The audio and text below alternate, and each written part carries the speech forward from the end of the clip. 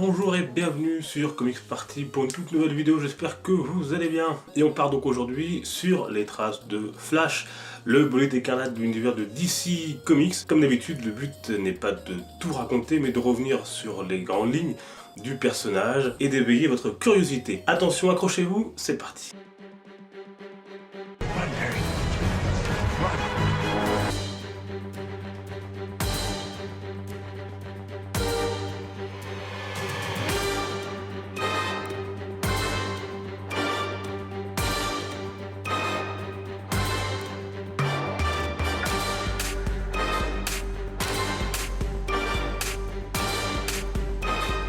Flash est l'homme le plus rapide du monde.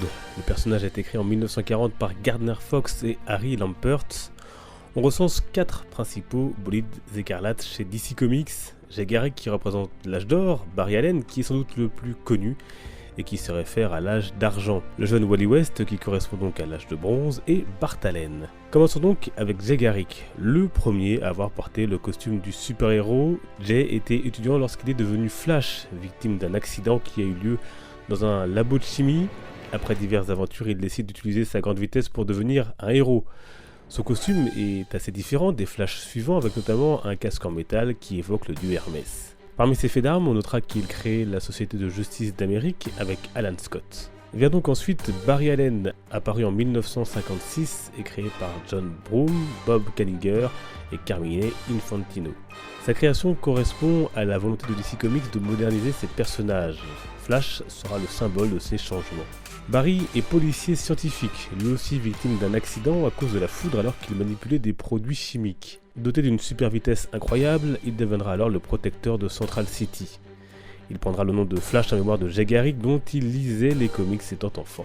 Notons qu'avant Crisis on Infinite Earths, Barry était le Flash de Terre 1. Il sera traumatisé par le meurtre de sa mère étant petit.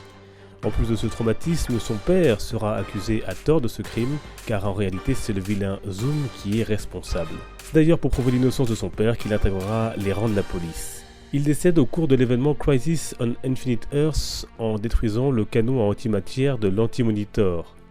Mais depuis, rassurez-vous, Barry Allen est revenu.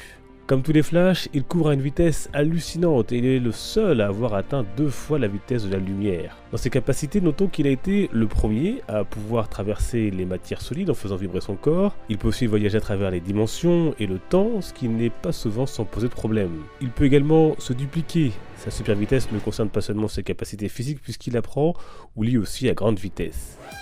C'est lui également qui a créé la bague permettant de ranger son costume et aussi de l'enfiler rapidement. Parmi la galerie de ses ennemis, on retrouve bien sûr Zoom, le maître des miroirs, Savitar, Captain Cold, Reverse Flash, Gorilla, Grodd. Il aura également un acolyte, Kid Flash, qui n'est autre que Wally West, le neveu de Iris. Parlons justement de ce jeune homme qui sera donc le 3e Flash. Il est apparu dès 1959 en tant que Kid Flash. Il sera donc le coéquipier de Barry, un peu à la manière de Robin auprès de Batman, et portera alors un costume à dominance jaune.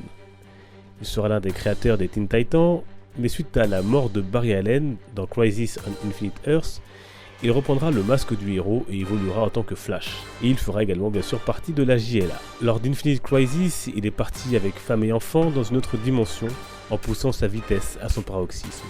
On peut également donc citer Bart Allen, qui est le petit-fils de Barry, venu du XXe siècle. Il est alors connu sous le nom d'Impulse. Il travaillera ensuite notamment avec Jay Garrick en tant que Kid Flash.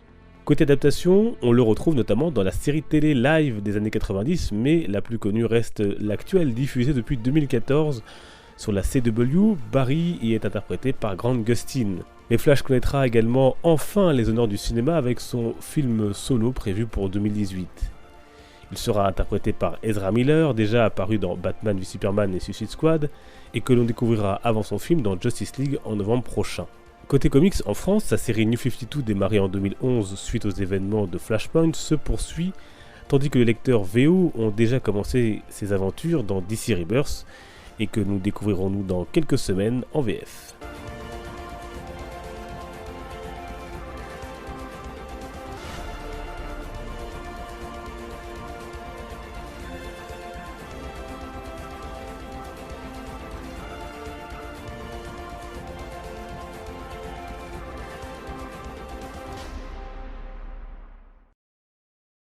Il y aura encore beaucoup à dire sur les personnages, sur leur histoire, également sur leur pouvoir. Je ne peux que vous conseiller donc également de lire bien sûr Flashpoint, qui est le point de départ des New 52, avec un Barry Allen qui met le boxon donc dans la timeline avec des événements et des éléments très forts. Il y a également Geoff Johns présente Flash, donc sans à leur sortie assez récemment, et qui la met en avant Wally West en tant que Flash. Et puis bien évidemment, pour être au complet sur l'œuvre de Flash Anthologie donc chez Urban Comics, 400 pages des 3 Flash, ça commence en 1940 jusqu'à 2014, un indispensable pour tous les fans du personnage. Quant à nous, on se retrouve sur les réseaux sociaux, les liens sont dans la description, n'hésitez pas à m'y retrouver. On se donne rendez-vous donc très bientôt sur Comics Party. D'ici là, portez-vous bien, merci de votre fidélité et de votre gentillesse. Les comics sont une fête. Ciao.